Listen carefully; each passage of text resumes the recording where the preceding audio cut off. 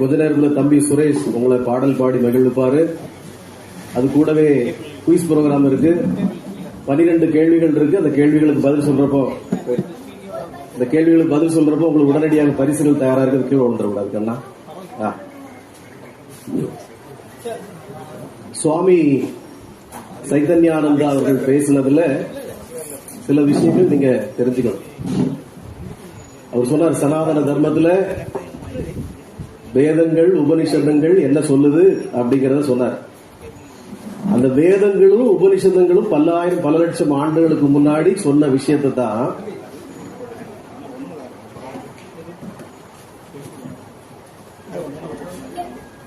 சரி எல்லாரும் என்ன சமாதானமா உட்காந்து பரவாயில்ல இருக்கட்டும்.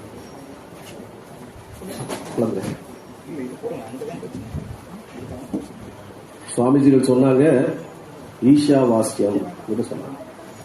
ஈஷாவாஸ்யம்ங்கிறது இறைவன் எல்லா இடத்துலயும் இருக்கிறார், எல்லாருக்குள்ள இருக்கிறார். அதைத்தான் ஜாதி பார்க்க கூடாது, அன்டச்சபிலிட்டி பார்க்க கூடாதுன்னு சொல்றாங்க. சொல்ற பல இடங்கள்ல இருக்கு, அது வேற இருக்கு. ஆனா ஈஷாவாஸ்யம்ங்கிறது தான். இத சமஸ்கிருதம் நமக்கு தெரியாது, ஆங்கிலத்தில் பெரிய புலமை இல்லை. ஆனா பகவான் யோகி ராம் சுரத்குமார் இதைத்தான் சிம்பிளா சொன்னார். My father alone exist, my father alone exist. அப்படின்னா என்ன அர்த்தம்? எல்லாமே தந்தை மட்டுமே இருக்கிறார், வேற யாருமே இல்லை, எல்லாமே என் தந்தை. அதைத்தான் அவர் சொன்னார். அப்ப வேதத்துல இருக்கிறத பல லட்சம் ஆண்டுகளுக்கு முன்னாடி இருந்ததுதான். அடுத்தது, இறைவன் எந்த உருவத்திலும் இல்லை,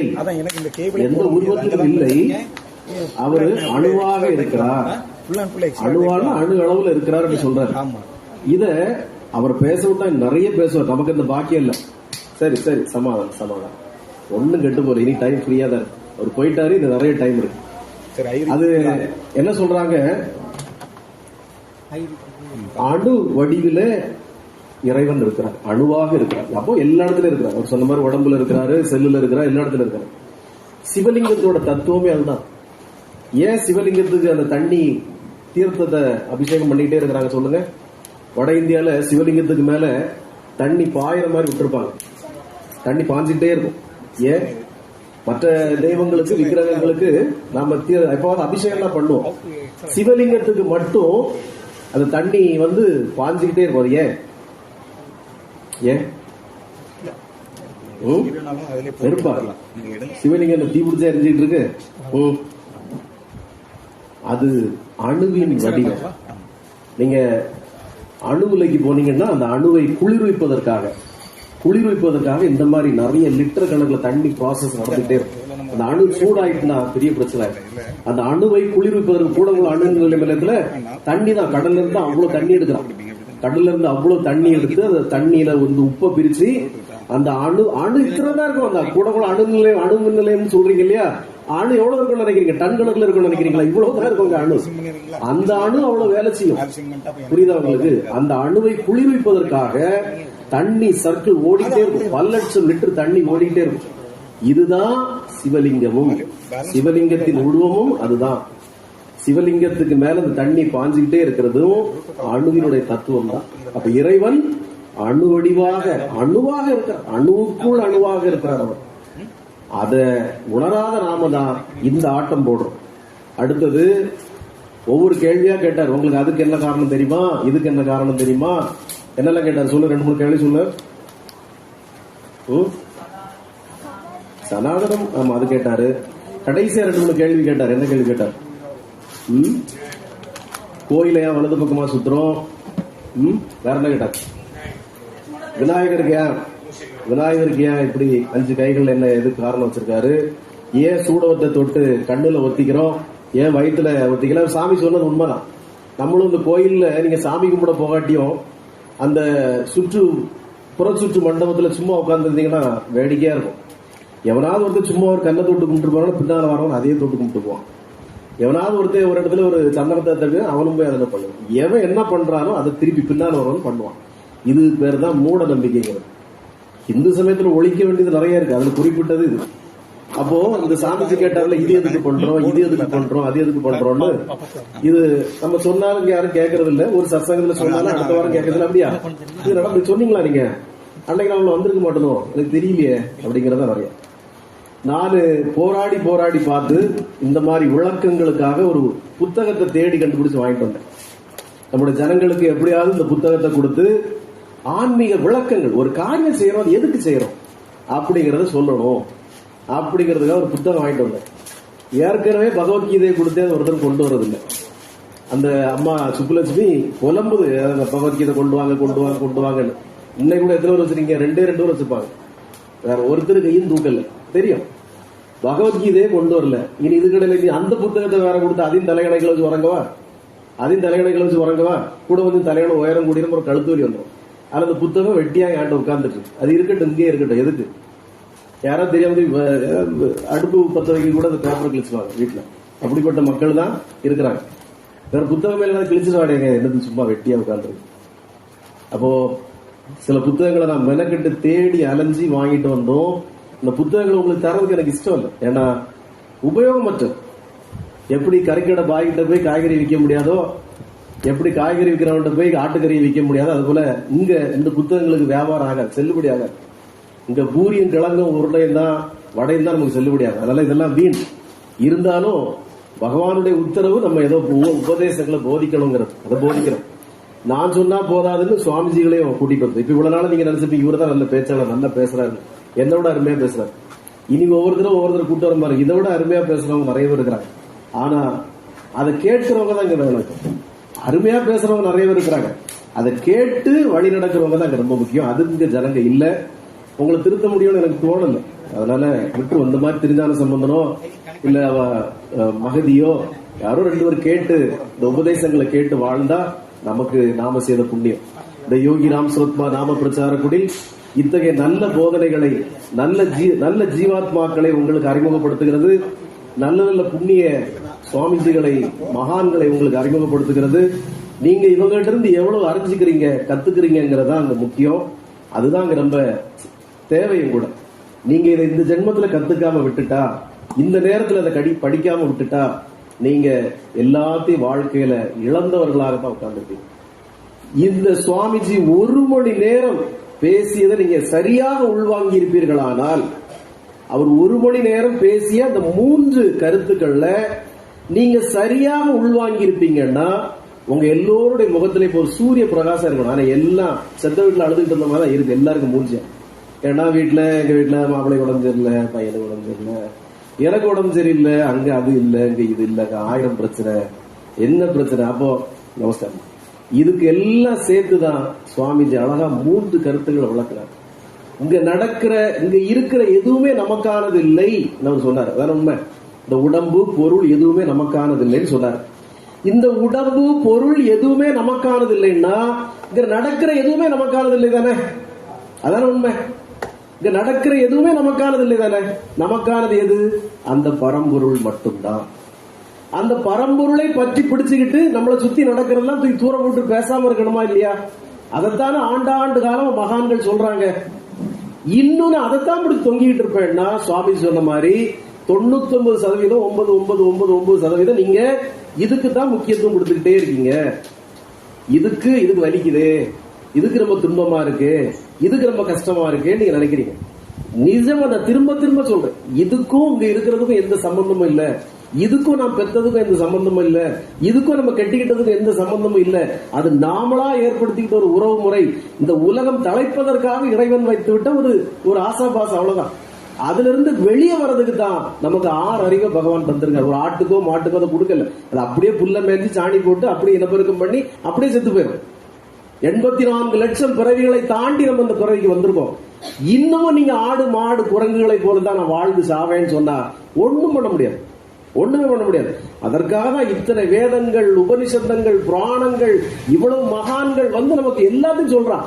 இது எல்லாத்தையும் கேட்டுட்டு திரும்ப சாமி எனக்கு நுள்ள வலிக்கு சாமி ரொம்ப அப்படின்னா ஒண்ணும் பண்ண முடியாது. நாம ஏன் பகவான் யோகிராம் சொல்ற, நீங்க எல்லா வேதங்கள், உபனிஷதங்கள் அவர் சொன்ன மாதிரி 108 அதுல 10 எல்லா கணக்கையும் விட்டுருங்கப்பா, அதெல்லாம் தேவையில்லை. அவரே கூட செல்ல பார்த்தா சொல்றாரு. நம்ம ஞாபகம் வச்சுக்க முடியாது, நிச்சயமா ஞாபகம் வச்சுக்க முடியாது. அவர் பிறந்ததுல இருந்தே சாமியா தான் இருக்கிறாரு. இந்த வயசு குறவு தான், 45 வயசு தான் இருக்கும். ரொம்ப குறவா தான் இருக்கும் வயசு. ஆமா, ரொம்ப சின்ன வயசு தான், ரொம்ப சின்ன பையன் தான். ஆனா அவர் அவ்வளவு காலம் பேசுற பிறகு கூட மொபைல்ல பார்த்தா சில குறிப்புகள் சொல்ல வேண்டியிருக்கு. அப்ப நீங்க இதெல்லாம் மனசுல வச்சுக்க வேண்டாம். இது எல்லாத்துக்கும் ஒட்டுமொத்த கூட்டு தொகையா எல்லா புராணமும் வேதமுமா அவர் இருக்கார். நீங்க அவருடைய வாழ்க்கையை உணர்ந்தாலே போதும். அவர் இது எல்லாமா இருக்காரு. அவர் இதெல்லாம் தானே சொன்னாரு. அவர் இப்படித்தானே வாழ்ந்தார். எனக்கு தெரிஞ்சு 15 ஆண்டுகளுக்கு மேலாக மிக கூடிய உயிர்கொல்லி நோயான கேன்சர் நோயில இருந்தார். நான் பேர் சொல்லியிருக்கேன். ஒரு நாளாவது ஒரு முகத்துல அவர் கேன்சர் நோய் உங்களால் கண்டுபிடிக்க முடியுமா? ஒரு நாளாவது எனக்கு ஒரு பெயின் கில்லர் கொடுங்க, நல்ல வலியா இருக்கு, நான் படுத்துக்கிறேன், இன்னைக்கு நான் யாரையும் பார்க்கல, பக்தர்கள் எல்லாம் போக சொல்லுங்கன்னு சொன்னாரா? இங்க இருக்கிற படம் நிறைய ஒரு கேன்சர் நோயில் இருக்கிறப்ப இருந்த படம் தான். ஒரு முகத்திலேயாவது நீங்க பாருங்க ஒரு நோயாளி நீங்க சொல்லிட முடியுமா? அப்ப அந்த வலியை அவர் எப்படி கடந்தாரு? அந்த வலியை எப்படி அவர் கடந்து போனாரு, கடந்து நின்னாரு? அதுதான் நீங்களும் கத்துக்க வேண்டிய ஒரு விஷயம். இந்த உடம்பு என்பது நான் இல்லை, இந்த வலி எனக்கானது இல்லை, இது என்னைக்கோ ஒரு நாள் போகக்கூடிய ஒரு உடம்பு, அது போயிட்டு போகுது, நமக்கு என்ன என்கிற உணர்வோடு இருந்த மகான்கள் அவங்க. அவரை கம்பல் பண்ணி தூக்கிட்டு போய் ஹாஸ்பிட்டல் வச்சு சர்ஜரி பண்ணாங்களே ஒழிய அவராட்டு எதுவுமே கேட்கல. ஆனா அவருக்கு இப்படி நோய் இருக்கு என்பதை அவர் ரொம்ப நேரம் அமர்ந்து எழுந்து போறப்போ அது வேஷ்டியில பட்டிருக்க ரத்தத்தை வச்சுதான் கண்டுபிடிச்சாங்க அவருக்கு நோய் இருக்கு.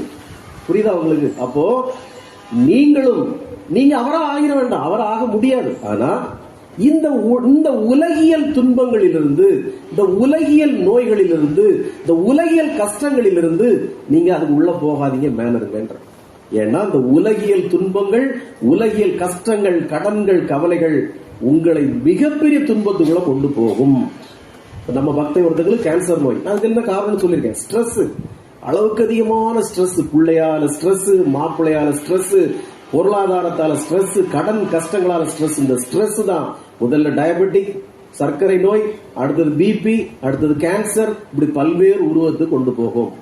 இதெல்லாம் நீங்க தூர வச்சுக்கிட்டு நேர் மாறா எல்லா கவலைகளையும் தூக்கி அவருடைய பாதத்துல போட்டு அவரை மட்டும் பிடிச்சுக்கிட்டீங்கன்னா வாழ்கிற நாள் வரை நோயின்றி வாழ முடியும், வாழ்கிற நாள் வரை துன்பமின்றி வாழ முடியும். நீங்க எல்லாம் புரிஞ்சுக்கோங்க.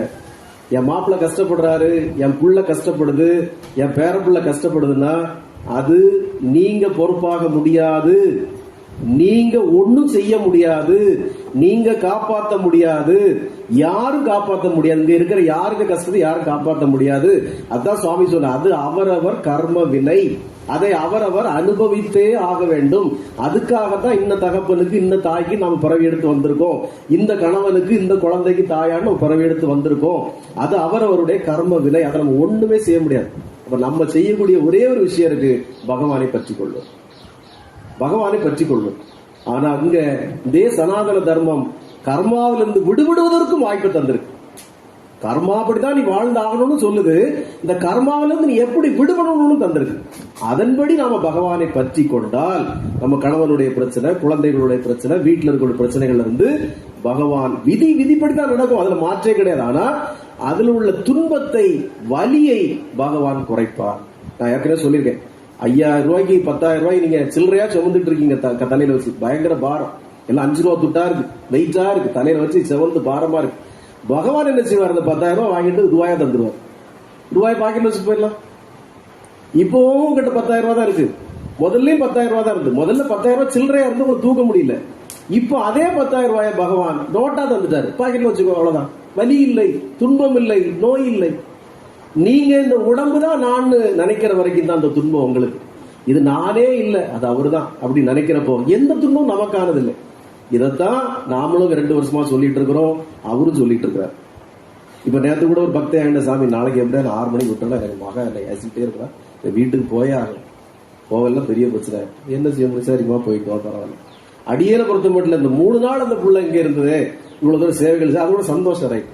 ஏன்னா என்னதான் சொன்னாலும் இந்த உடம்பு தான் ரொம்ப முக்கியம், இது இப்படிதான் இருக்கும். ஆனா இந்த சேவையை அந்த குழந்தை செய்யறது அந்த பிள்ளைக்கு சேர்த்துதாங்கிறத நீங்க எப்ப சொல்லி புரிய வைப்பீங்க?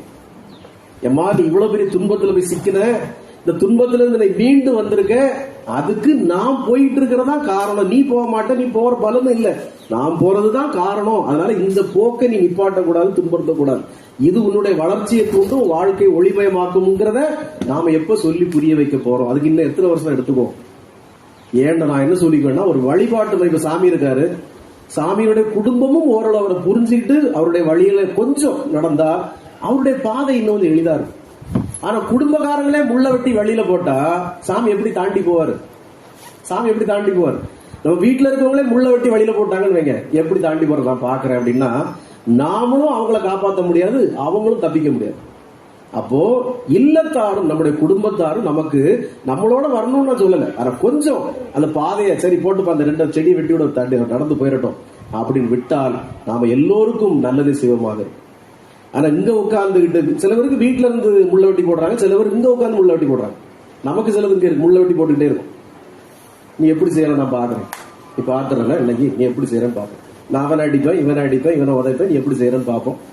அப்ப சிலது வீட்டுல இருந்து முள்ள வெட்டி போடும், சிலது இங்க இருந்து முள்ள வெட்டி போடும். அப்ப இது எல்லாம் நம்முடைய கர்மா. நான் ஏன் வாய் மூடிட்டு இருக்கேன்? கர்மா, வேற என்ன செய்யறதுல கர்மா. கொண்டு பிறந்திருக்கோம், இல்லன்னா இப்படி பிறக்குமா? நம்ம வேற யாருக்கும் பிறந்திருக்க மாட்டோம்.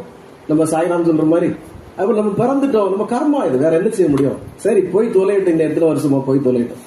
எல்லோரும் உணர்ந்து கொள்ளுங்கள். பகவானை உணர்ந்து கொண்டால், பகவானை புரிந்து கொண்டால் உங்களுக்கு வாழ்க்கையில் துன்பமே இல்லை. இவ்வளவு பெரிய உபநிஷதங்கள் நம்ம படிக்க, நான் எதுக்கு இதை சொல்லிட்டு இருக்கேன்னா, அவர் போன பிறகும் அவர் சொன்ன மாதிரி இவ்வளவு புராணங்கள், இவ்வளவு வேதங்கள், உபநிஷதங்கள் இதெல்லாம் நம்ம படிக்க மாட்டோம், படிச்சுட்டு போறதும் இல்லை, சொல்றதே கேட்க மாட்டோம். ஆனா இது எல்லாத்துக்கும் மொத்த வடிவமா ராமனாக, கிருஷ்ணனாக, எல்லா வடிவமாக பகவான் இருந்து நமக்கு இதை உணர்த்தியிருக்கார். இதாப்பா வாழ்க்கை, இப்படி இரு. எல்லாத்தையும் கடந்து போக முடியும், கேன்சரையும் கடந்து போக முடியும், நோயும் கடந்து போக முடியும், கர்மாவையும் கடந்து போக முடியும், பிறப்பு இறப்பு என்கிற சங்கிலியும் அத்துட்டு போக முடியுங்கிறத அந்த அவதாரம் வாழ்ந்து காட்டிட்டு போயிருக்கு. அப்ப நீங்க இதெல்லாம் படிக்கிறதுக்கு நீங்க தயாராக இல்லாவிட்டாலும் இந்த ஒரே ஒரு இறைவனை கொஞ்சம் புரிஞ்சுக்கிட்டீங்கன்னா உங்களுடைய வாழ்க்கையில் வலி இல்லை, துன்பம் இல்லை, நோய் இல்லை, கடன் இல்லை, கஷ்டம் இல்லை. யோகிராம் சுரத்குமார், யோகிராம் சுரத்குமார், யோகிராம் சுரத்குமார். ஜெயகுருராயா. ஓம் அண்ணாமலை வாசாய வித்மகே வைகுண்ட ரூபாய தீமகி தன்னோ யோகி ராம்